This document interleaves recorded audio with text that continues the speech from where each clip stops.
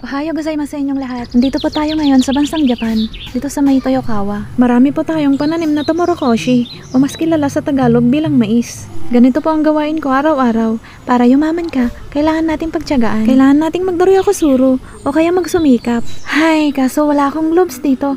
Ang sakit sa kamay. Wala kasi akong pambili. Dito pala ako nakatira sa lumang bahay. Antigo na to pero matibay pa rin. Hay, Samui Dezo, ang lamig-lamig talaga dito.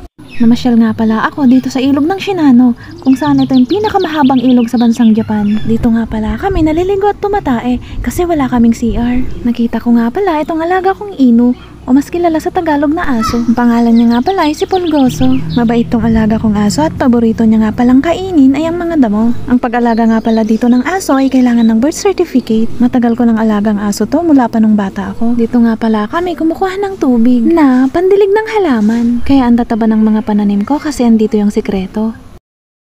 Marami din palang sakura dito sa Toyokawa, kaso hindi pa namulaklak. Ito nga palang cherry blossom ang pinakasikat na signature ng Japan. Ito nga pala ang pinakasikat na dahon dito sa Japan. Ito ang paborito nilang panghimagas pagkatapos kumain. Ang tawag nga pala dito ay gawid. Kumuha nga pala ako ng kuwa o mas kilala sa tawag na mulberry. Dito ako kumukuha ng merienda ko pagkatapos ko magtrabaho sa bukid. Marami nga din pala akong inaalaga ang rambutan. Binebenta ko ito para may panglasada ako.